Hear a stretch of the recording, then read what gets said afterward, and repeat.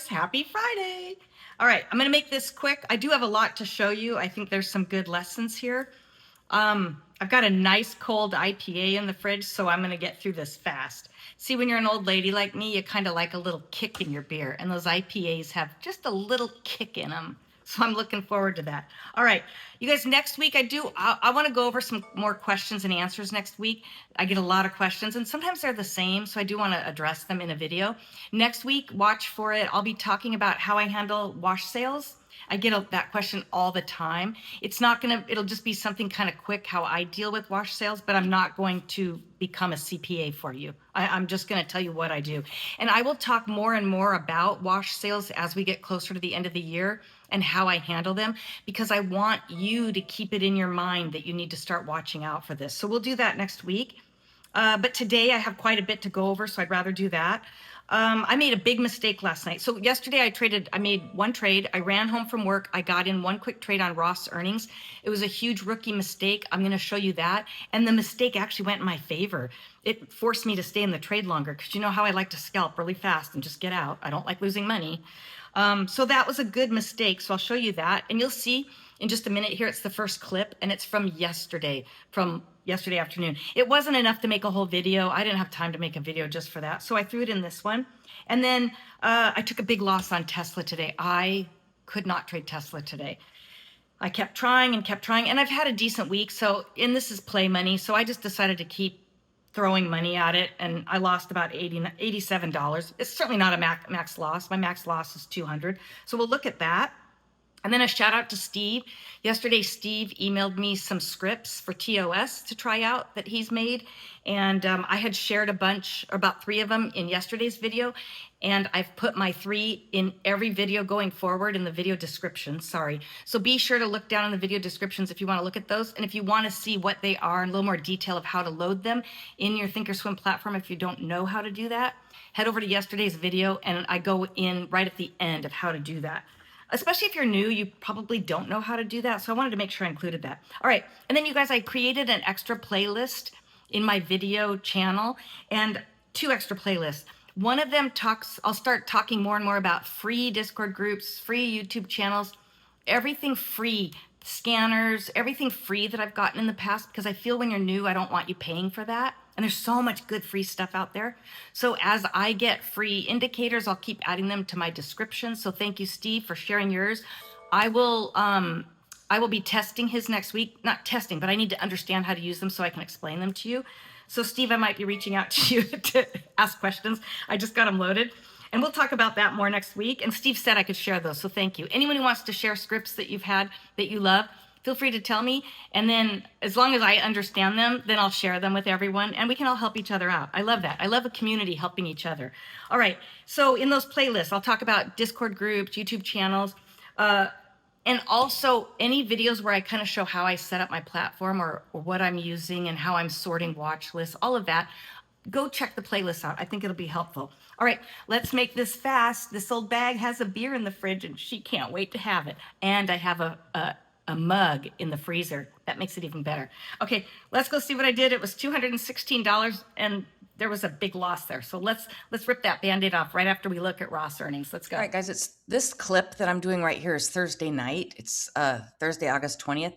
ROST had earnings. And right here during Power Hour, I decided to jump in. I got home from work right when this happened here. And I decided to take 25 shares. I used AI to find out, like what could be expected. And I believe that ROST would have good earnings because a lot more people with higher incomes are starting to shop the lower end stores. So I knew ROST would probably have good earnings. I took 25 shares here, but at some point I got out right here for like $1 profit because I saw it was coming down.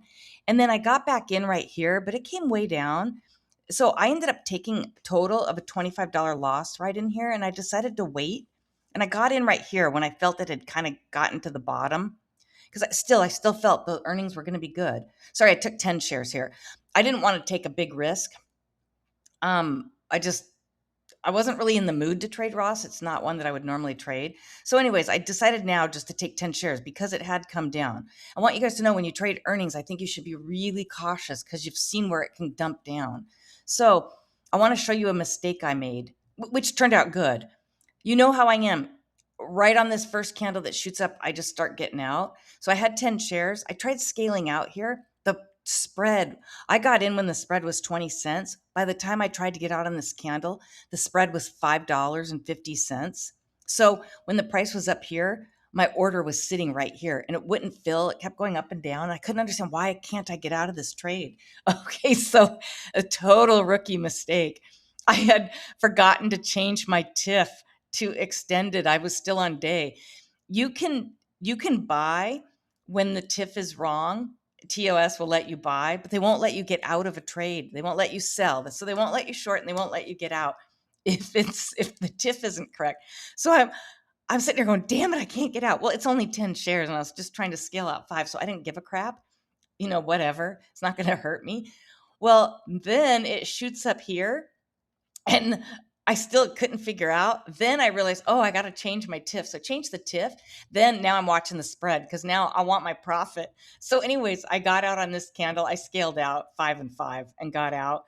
So I ended up making $75.39. So this probably wasn't skill because I was actually trying to get out early. But I thought I would show you, I like showing you what can happen good or bad on earnings. Okay, guys, that was it for Thursday. And now all right, let's rip the Band-Aid right off. Let's get this going. It's going to be short. I lost $86.08 on Tesla. I just traded this really poorly, and I traded it a little bit after this hour. There's not much I can say, except I just couldn't get in a rhythm. And sometimes you just can't get in a rhythm. When I look back on this, here's what I should have seen. Everything was perfect, and I should have been able to trade this. And just sometimes this happens, and I just have to move on to another stock. I actually made a little bit back. I was worse than this. So I actually made quite a bit back. I should have seen levels. Like I should have been looking to the left. And when we didn't hit this level right here, like when we came down into here and we didn't even come close to making it up here, this right here, I should have known because this right here never got past this level right here. It kept going down. So I should have seen that as a slow grind. Yesterday's video, someone pointed out that I made an error. I was trying to explain how I use the 9 and 21. And when price gets down below the 9, I mistakenly said that I would only consider it going short if it closed below the 9. What I meant was when a candle opens and closes below the 9, like if we were to get another candle, a secondary candle down here that is completely under the 9 EMA, like this one right here, see how it's under the 9? That's when I get in. So when this came down here and it comes over and starts coming down and it's forming under that 9, I would take this as short and I would get in below this candle right here. So I meant to say that yesterday. Thank you for whoever pointed that out. I appreciate that. All right. I just traded this poorly. I should have been looking at prior pivot levels. I should have been just really watching this more closely, and I don't know what happened. It just is what it is. I traded it a little back here as well. I tried to come back in the afternoon, and I made some back in the afternoon. And at least, I don't know, it was like 10, 20 bucks I made back right in here. And it was weird because this was, moving less. But I had made a lot of green trades earlier between these times, and that helps me kind of get in a rhythm. So I made up for it here. All right, let's go to Ross. Or sorry, we just did Ross. Let's go to Nvidia. Ross was last night. All right, Nvidia was only $32, but it was just 2 quick scalps. That's it. Just in and out. Actually, it was 1 scalp. I got in and scaled in right here. And I'll show you what I was looking at. Let me pull this up. All right, so I'm watching my volume bars. You guys know I love these day trading for success volume bars. I want to see if I'm going long. I want to see like right here. This is a good area to see how this is has the volume bars are increasing, and the volume bars have buyers reaching closer to the top and climbing, and sellers coming down. So that's going to tell you this is going up right here, which it did, and then it failed in here. So you do got to be careful. This is really just a pullback into this area and coming down. And you see how it pulls back again here and comes down. And you can see that in your volume bars down below. So all I did was I got in right here, and then I scaled in another 100. So it was 100 and then another 100, and I got out 200 total, just completely got out and was done for $32. And I'm working all day, so I'm in and out, and I'm just watching. Every now and then I glance over at my charts and see something. So I'm not trying to just sit and trade all day. This is just trading with a full-time job. All right. And my job is the most important. And if I take a little break, it's okay to do a little trade. All right. Right here, Moderna. You guys, I've held off on trading Moderna the last 2 days because I have a problem. I'm so scared to lose money that I lose money not taking trades. I let a lot of opportunity go. And when something like this is running so hard and so fast on news, but has a high spread, it's just not for me right now, where at the level I'm at. And I'm so happy for all of you who've been telling me that you've been doing so good on Moderna and making big bucks. I'm so happy for you. I just have a weird thing where I have to make $100 and move on. And if the spread is too high and the action's too quick, I just can't do it because I start to spiral and I know myself. And that's when I start gambling because I got to feel like I got to make it back. And I know my weak points in my psychology, so I stay away. Now, this is day 3, I believe it is, on Moderna. I will take it on day 3 because now our spreads come down. Like, look right here, 15 cents, and that's even after hours. That's good. Spreads come down, volume is still extremely good, but not as choppy and crazy. So I was much better trading it today. And then I'll probably continue to trade Moderna. Anyways, I just took a quick scalp here. I got in 50 here, scaled in for another 50, and then got completely out. And then I did come back, a little later and trade a little more. I didn't want to push it here. I just wanted to take that one trade. Now, hindsight's 2020. Yeah, look at this. I could have kept trading it, but that's not why I'm trading it. I know I have weeks to trade this. And I can short, which I did here. I shorted. So I came back here and shorted and just captured a quick short. I don't want to overstay my welcome. Again, I'm not super comfortable trading this yet. So I just took 50 shares here for a short, and I ended up getting $108.52. And you guys, once I do $100 on a ticker, I almost always walk away anyways, and I just move on to something else. The moment I start giving even $10 or $20 of that back, my psychology will just keep spiraling. You have to know your personality and you have to stick to it because that's how you can get in trouble. Losing comes down to psychology, a lot of our losing, and we're battling our own, what's in between our 2 ears. That's our battle. So I know my battles over all these years. So, anyways, I did miss this. I wanted to show this to you guys because I saw this pre-market and or sorry, this wasn't this was pre-market. I saw this running and I wanted to show you guys how there's a over here on my watch list, I have this column here and I'm going to keep watching it. I used to use it in small caps a lot. It really came in handy in small caps. Now I sent this over to Steve today and he looked at it and he gave me all the reasons why it's actually not that great of an indicator. And I don't always use it, but I do notice it when it starts getting like this heat. There's like a heat map. This red starts ticking up. It has made me money because it'll force me to run over and look at a stock. And I caught this because of this. And I'll share this probably next week, but it doesn't always work. But what it does is out of the corner of my eye, I can see this volume in here and it just makes me see red. And I look over and see it and I come over and I actually scalped this trade real quick because of this.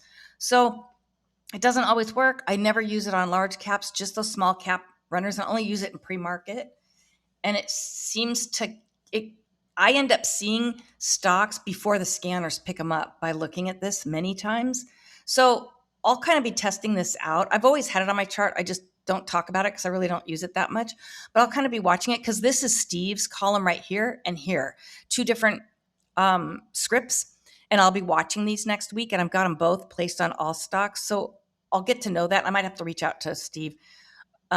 Hopefully you don't get sick of me, Steve, because I might end up reaching out a few times. Okay, anyone who wants to share scripts or anything, I'll be happy to test them out. I'm just testing them so I understand them, so I can explain them. And if you want to share them, tell me. If you don't want to share them, tell me, and I won't. But if you want me to share them with people, it'd be great just to keep having my video description be lots of scripts that everyone wants to share and help each other out with. All right. Be sure if you do share it with me, send it by email. My email description is in the video my channel description, not the video description. One weird YouTube glitch is they won't let you put links in comments, and they won't let you put email addresses in comments. And I can't give you my email address in the comments. You have to go to the channel description, and you have to do that on your PC. You can't even do it on an app. They do that because there's a way they can stop spam that way. Okay, let's move on to INTC. We're almost done, and I've got that beer waiting. All right. right here, INTC. It was pretty quick. I just did a few scalps. I went pretty high share size for 41.18. I just wanted to get in and out. And this was kind of trading sideways a bit, and it just wouldn't get its direction and its momentum, and it was just kind of lingering. And you can see where the 9 and the 21 are not fanned out like I talked about yesterday. There's not a lot of separation, and we're just clinging to the a VWAP quite a bit as well. So $41.18, I just wanted to stop. The price action was not clear enough. Now, this is where I should have been trading over here. That's perfect. And then back up. But I got kind of a little caught up in this where it was slowly moving, and I probably could have stuck with it. But anyways, that was it. I didn't have a lot of time. Okay, let's go to Hood. And then hopefully I caught everything. All right. I actually wish I could have traded this more. I want to show you guys something here that I looked at. Of course, I'm watching those volume bars below. Hood showed up right at the top of my swing list here. You know, I have a whole bunch of tickers that people tell me about, or sectors that are hot, or what have you, things that I've day traded in the past that I might want to look at. And I try to put some things on here that are a little cheaper per share than my large caps, because I want some options out there. So anyways, there's all kinds of things on here. I'll scroll this down so you can see. Just all kinds of things I might own even. It's just a mishmash of stuff that I watch. Okay, it was at the top, so I decided to trade it. Right here, I wanted to get in here. I was waiting for a break of that, and right when it broke, I got in. You can see if I put this yellow line there, we just went past just a couple ticks. It was like 6 cents, and once we got past, I got in. So that's why I entered. And then look down here, a volume started increasing on these volume bars. So it was a combination of watching the volume bars increasing. As the volume's increasing, buyers are continuing to be near the top or at the top. And I'm just waiting to get past this, because we could come up here, pull back, come up not enough to pass that, and that would be failure going down. So that was important to me right there. And then we came up, and then I got out. And then I got out right here. Let's see. And then I got back in. I shorted it right here and got out here, and then shorted it here and got out here. And it was very fast. It was tiny little scalps, not for much, like pennies. Like, look at this. This is like 14 cents right here. So it was $28.47. All right. I think we went through all of that. Yep. Okay, guys, that's it. It's Friday night. Please let me know if I can answer any questions. Let me know if you see some mistakes I made, because thank you for calling that out yesterday for the viewer who called that out in my comments. If I make a mistake, throw it in the comments. If you want to send any scripts that you want me to look at, email them to me. It's in the channel description, but tell me if you want me to share them or not. And I'll throw them up on the screen, and I'll use them and let you know what I think too. I love it. I love everyone helping each other out. I appreciate all of you. All right, guys, have a good weekend. Bye.